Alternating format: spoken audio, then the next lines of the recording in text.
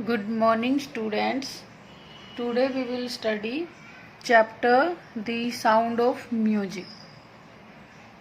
Specialist, it was then discovered that her hearing was severely impaired as a result of gradual nerve damage.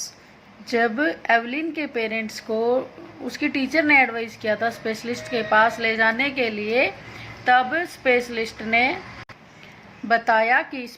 ने बताया कि जो Evelyn की hearing ability है वो सिवियरली इम्पेयर्ड है, मीन्स बैडली वीक, यानी कि बहुत ही ज़्यादा कमज़ोर है, यानी कि वो सुन नहीं सकती।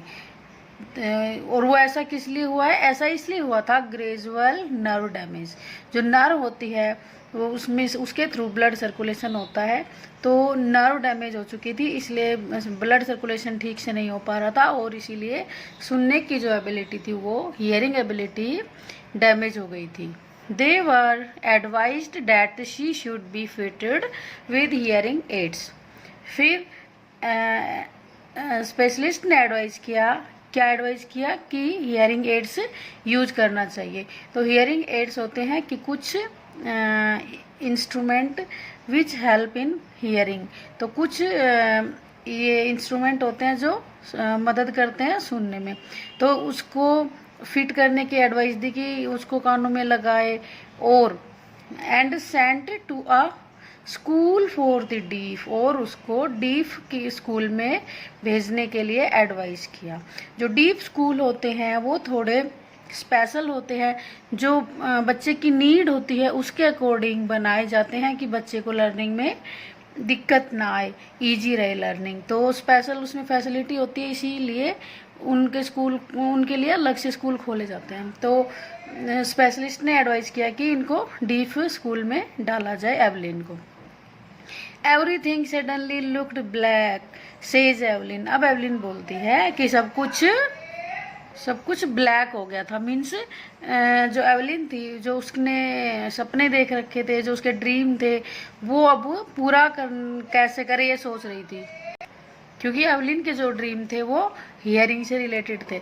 तो इस तरह से वो सोच रही थी कि अब तो सब कुछ बेकार हो गया, कि वो लाइफ में अब आगे कैसे बढ़ेगी, ये सोचकर उसको ऐसा लग रहा था कि सब कुछ उसको काला काला दिखने लगा। But Evelyn was not going to give up. लेकिन एवलिन हार मानने वालों में से नहीं थी। गिव अप मीन्स छोड़ देना, जो उसकी विश थी उसको छोड़ने वालों में से नहीं थी। She was determined to lead a normal life. Determined means decide करना, लेकिन उसने डिसाइड कर लिया था कि वो एक नॉर्मल लाइफ जिएगी। Pursue her interest in music, और परस्यू मीन्स टू कंटिन्यू, तो वो अपने इंटरेस्ट को म्यूजिक में कंटिन्यू रखेगी। One day she noticed a girl playing a xylophone and decided that she wanted to play it. एक दिन एवलिन ने एक लड़की को जाइलोफोन बजाते हुए देखा। उसी दिन से एवलिन ने डिसाइड कर लिया कि वह भी जाइलोफोन बजाना सीखेगी। अब जाइलोफोन क्या होता है? जाइलोफोन ये एक इंस्ट्रूमेंट होता है, प्लेइंग के लिए यूज़ किया जाता है। तो और इसमें कंस्ट्रक्शन इसकी ऐसी होती है, ये वुड स्टिक से बना होता है, और ये बड़ी स्टिक होती है, फिर ये छोटी होती है, और इसको हाथ में दूसरी स्टिक लेकर इसको बजाया जाता है। तो एवलिन ने सोच लिया था कि वह इसको बजाना सीखेगी। कब सोचा था? जब उसने एक लड़की को नोटिस किया कि कोई लड़की उसको बजा रही थी। मोस्ट ऑफ टीचर्स डिस्करेज्ड हर। अधिकतर टीचर्स ने डिस्करेज किया, डीमोटिवेट किया उसको। कहा होगा कि आप कैसे सीख पाओगे, आप तो सुन भी नहीं सकते हो, तो इस तरह की बातें करके उसको डीमोटिवेट किया। Her but percussionist Ron Forbes spotted her potential. लेकिन परक्यूशनिस्ट मीन्स तबला बजाने वाला, तो वो थे एक रॉन फॉब्स एक इंसान थे, एक आदमी थे इन्होंने, और टीचर थे किसके? एवलिन के। तो उन्होंने एवलिन के पोटेंशियल को पहचान लिया। उसको ये लग रहा था कि इस लड़की में तो सीखने के लिए एक तरह का जुनून है, तो इसमें क्यूरियोसिटी है, तो ये ज़रूर सीखेगी। तो इस तरह से उसने सोच लिया था कि हाँ ये सीख सकती है। He began by tuning 2 large drums to different notes. अब उन्होंने 2 ड्रम्स को अलग अलग नोट्स पर बजाना शुरू कर दिया और उसको सिखाना शुरू कर दिया। किसको? एवलिन को। और क्या कहा don't listen through your ears. तो उसने कहा कि आप इनको ईयर्स से मत सुनो। ही वुड से, उन्होंने कहा, किसने? रॉन फोर्ब्स ने, यानी कि टीचर ने। Try to sense it some other ways. इसको सेंस करने की कोशिश कीजिए दूसरे तरीके से। सेंस मीन्स पता लगाना, यानी कि ये धुन कैसे बज रही है, कैसे बजाया जा रहा है, इन चीज़ों को आप किसी दूसरे तरीके से फील करने की कोशिश कीजिए। Says Evelyn. तो एवलिन बताती है क्या? यही बात कि टीचर ने उसको ऐसे एडवाइस किया। Suddenly I realized I could feel the higher drum from the waist up and the lower one from the waist down. अब सडनली पता चल गया था एवलिन को, फील होने लगा था क्या कि जो बड़ा ड्रम था, जो हायर ड्रम था, उसको वो कमर के ऊपर वाले पोर्शन से फील करती थी, बॉडी के पोर्शन से, जो उसका शरीर था। और जो छोटे वाला ड्रम है लोअर वन को, उसको वेस्ट के डाउन वाले पार्ट से फील करने लगी। यानी कि एक तरह से जब वो बजते थे तो उनकी वेव को वो फील करने लगी। उसके देख करके इसमें किस तरह से इसको बजा रहे हैं, इस तरह से वो फील करने लगी। जो हायर ड्रम था उसको तो कमर के ऊपर वाले पोर्शन से फील करती थी, और जो लोअर ड्रम था, छोटा ड्रम था, उसको वेस्ट के नीचे वाले पोर्शन से फील करने लगी। Forbes repeated the exercise and soon Evelyn discovered that she could sense certain notes in different part of her body. अब एवलिन को ये भी पता चल गया था और उसने ये सेंस करना स्टार्ट कर दिया था, मीन्स फील करना शुरू कर दिया था। जो अलग अलग तरह के नोट्स थे, यानी कि जो उसमें से धुन निकलती थी, तो उनको वो अलग अलग बॉडी के पार्ट से फील करना शुरू कर देती है। जैसे कि जब वो ड्रम को बजाती है तो वो शूज़ नहीं पहनती, ताकि वो पाँव का जो नीचे वाला पोर्शन है उसमें से वेव आए तो वो फील करे। इस तरह से वो उसके और पार्ट्स भी फील करने लग गए थे। I had learn to open my mind and body to sound and vibration. अब वो कहती है कि मैंने सीखना शुरू कर दिया टू ओपन माई माइंड। कैसे? उसने अपने माइंड को ओपन रखा, यानी कि वो चीज़ों को देखती थी ध्यान से, और उनको किस तरह से बजाया जा रहा है उन सबको अपने माइंड में सेट करने लगे। यानी कि वो उनको बड़े ध्यान से देखती थी, और उसके जो बॉडी पार्ट्स थे वो वाइब्रेशन को उसको सुनते थे, वाइब्रेशन को फील करते थे। वाइब्रेशन जब वो बजाती थी तो वाइब्रेशन निकलती थी, वेव निकलती थी, और वो उसके बॉडी के डिफरेंट पार्ट तक पहुंचती थी, और इस तरह से वो फील करने लगी, क्योंकि उसको सुना ही तो देता ही नहीं था, इसीलिए। The rest was sheer determination and hard work. और जो बाकी था, जो उसने प्राप्त किया था, जो सक्सेस उसको मिली थी, वो उसके शीर डिटर्मिनेशन मीन्स दृढ़ निश्चय की वजह से और हार्ड वर्क की वजह से उसको उपलब्धियां, अचीवमेंट मिली थी। She never looked back from that point onwards. उसके बाद एवलिन ने कभी पीछे मुड़कर नहीं देखा। She toured the United Kingdom with a youth orchestra, and by the time she was 16, she had decided to make music her life. जब उसके बाद उसने पीछे मुड़कर नहीं देखा, उसने टूर किए, कहाँ के? यूनाइटेड किंगडम के, और जो उसकी टीम थी वो पूरी जाती थी, ऑर्केस्ट्रा जो बजाने वाले जो पूरा ग्रुप था वो टूर पर जाता रहता था। और वो जब 16 इयर्स की थी तब उसने डिसाइड कर लिया था कि वो म्यूजिक को अपना करियर बनाएगी। She auditioned for the Royal Academy of Music and scored one of the highest marks in the history of Academy. उसने एक ऑडिशन दिया था, कहाँ पर? रॉयल अकेडमी ऑफ म्यूजिक में, और वहाँ पर उसने स्कोर किया था, मीन्स मार्क्स जो उसको मिले थे वो हाईएस्ट थे, मीन्स अभी तक इतने मार्क्स किसी को नहीं मिले थे जितने एवलिन को मिले थे। और ये जो ऑडिशन है ये होती है short performance which is unforgettable, यानी कि ये एक परफॉर्मेंस होती है और वो किसी की लाइफ में जो ज़्यादा अहमियत रखती है। तो ये परफॉर्मेंस किसकी थी? एवलिन की थी। उसकी कहाँ पर थी परफॉर्मेंस? रॉयल एकेडमी में थी और वहाँ पर उसने हाईएस्ट स्कोर किया था। She gradually moved from orchestral work to solo performances. अब वो पहले ग्रुप में जाती थी परफॉर्मेंस देने के लिए, ऑर्केस्ट्रल वर्क जो वो बजाती थी इंस्ट्रूमेंट, उसके बाद वो धीरे धीरे सोलो परफॉर्मेंस भी करने लगी। At the end of her 3 years course she had captured most of the top awards.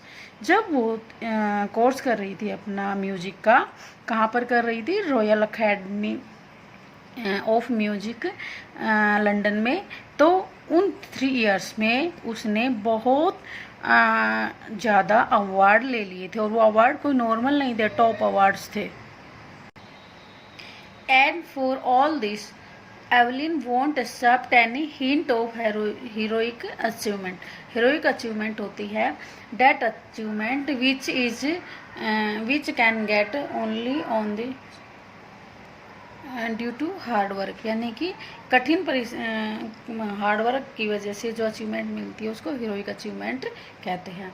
तो वो अपनी अचीवमेंट के लिए कोई शॉर्टकट नहीं अपनाना चाहती थी, किसी से किसी तरह का कोई हिंट नहीं लेना चाहती थी, मीन्स वो खुद ही हार्ड वर्क करती थी, इसी वजह से उसको ये अचीवमेंट मिली थी। If you work hard and know where you are going, अगर आप हार्ड वर्क करते हो और आपको पता है कि आप कहाँ जा रहे हो, यू विल गेट देयर, तो आप वहाँ पहुँच जाओगे।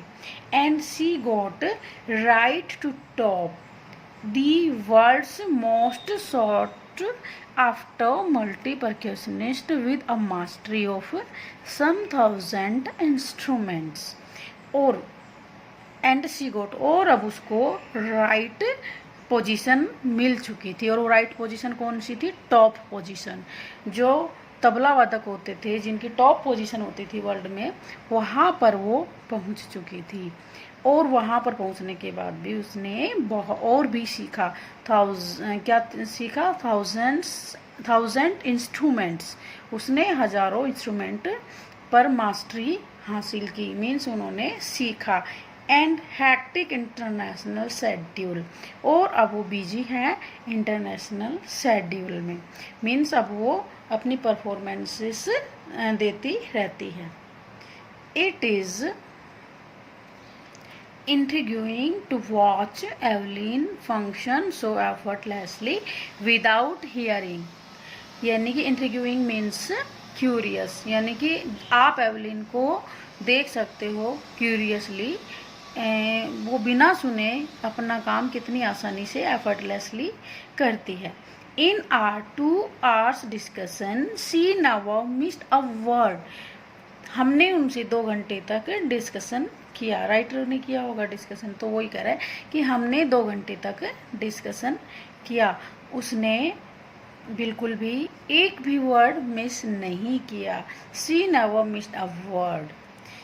Main with bushy beards give me trouble, तो वो कहती है कि एक आदमी जिसकी दाढ़ी भारी थी, भरकम वैसी थी, झाड़ी जैसी, तो उन्होंने मुझे बहुत दुख दिया। सी लाफ्ट, और वह हंसते हुए कहती है, it is not just watching the lips, it is the whole face, especially the eyes. तो जो एवलिन है वो कहती है हंसते हुए कि मुझे बहुत ज़्यादा दुख मिला, तो वो एक दाढ़ी वाले आदमी की ने मुझे बहुत परेशान किया। और अब उसी के बारे में बात करते हुए कहती है कि उसके लिप्स को देखकर ही नहीं बल्कि उसके पूरे फेस को, स्पेशली उसकी आंखों को देखकर मुझे बहुत ज़्यादा दुख होता है। She speaks flawlessly with a Scottish lilt, lilt means लहजा, तो वो बिना रुके स्कॉटिश लहजे में बताती है। माई स्पीच इज़ क्लियर, मेरा स्पीच जो भी मैं बोलती हूँ वो क्लियर है। Because I could hear till I was 11, तो वो इसलिए है क्योंकि जब तक मैं 11 ईयर्स की थी मुझे सब कुछ अच्छे से सुना ही देता था। शी सेज, आगे कहती है, but that doesn't explain how she managed to learn French and master basic Japanese. लेकिन वो उसको फ्रेंच और जापानीज भी आती थी, इसीलिए वो इसका एक्सप्लेनेशन तो नहीं देती कि उसने फ्रेंच और जापानीज कैसे सीखी, लेकिन हाँ उसको आती थी। As for music she explains, music को लेकर वो कहती है कि it pours in through every part of my body, वो बोलती है कि मेरी पूरी बॉडी के थ्रू म्यूजिक मेरे शरीर में पहुंचता है। इट टिंगल्स इन दी, टिंगल्स होता है मीन्स सेंस करना, फील करना, तो इट टिंगल्स इन स्किन माई चिक बोन्स, यानी कि मुझे कहाँ कहाँ फील होता है, स्किन में फील हो जाता है। मेरी जो चिक बोन है यानी कि जो गाल की हड्डियाँ हैं यहाँ पर भी इवन मैं फील करती हूँ। And even in my hairs, और मैं अपने बालों में भी फील कर लेती हूँ म्यूजिक को। When she plays the xylophone she can sense the sound passing up the stick into her finger tips, जब जाइलोफोन को बजाया जाता है तो स्टिक से बजाया जाता है। अब एवलिन कहती है कि जब मैं जाइलोफोन बजाती हूँ तो स्टिक, जिस स्टिक से मैं बजाती हूँ वो मेरे हाथ में होती है, और जब बजाती हूँ तो उसमें से वेव निकलती है, तो वो मेरे हाथों में आती है, और जैसे ही मेरे हाथों में आती है तो मुझे पता चल जाता है कि कैसे बज रही है, कहाँ पर इसमें गलती हो रही है, तो मैं उसको मतलब अच्छे से बजाती हूँ। By leaning against the drums she can feel the resonances flowing into her body, तो resonance means equals of sound, see means जो वो गाती है उसकी आवाज़, यानी कि जो बजाती है उसकी आवाज़। तो वो कहती है कि जब ड्रम बजाती हूँ तो ड्रम में से, अब जैसे खाली कमरा होता है, खाली कमरे में जब हम आवाज़ लगाते हैं तो हमें ऐसा फील होता है कि जैसे ही हम चुप होते हैं तो हमें ऐसा लगता है कि कोई और बोल रहा है, क्योंकि वो आवाज़ गूंजती है। तो इसी तरह से जब वो ड्रम को बजाती है तो कहती है कि उसकी जब बजाने के बाद वो वापस गूंजती है तो मेरे शरीर तक पहुंचती है। शी कैन फील दी रेजोनेंसेस, तो वो उसको फील कर लेती है, जो वापस उसकी ध्वनि आती है उसको फील कर लेती है। ऑन अ वुडन प्लेटफॉर्म, और जब लकड़ी का प्लेटफॉर्म होता है, शी रिमूव्स हर शूज, तो वहाँ पर जब वो ड्रम बजाती है तो वहाँ से वो अपनी शूज को निकाल देती है। So that the vibration pass through her bare feet and up her legs, और वहाँ से जब वाइब्रेशन निकलती है वो उसके पाँव तक पहुँचती है, और इस तरह से वो म्यूजिक को फील कर लेती है। अब हमने पेज नंबर 19 तक पढ़ लिया है। Remaining page we will study in the next video. So तब तक आप इस चैप्टर को अच्छे से समझिए, लेक्चर 1 को, लेक्चर 2 को अच्छे से मैंने पूरा चैप्टर उसमें समझा दिया है, उसको समझिए।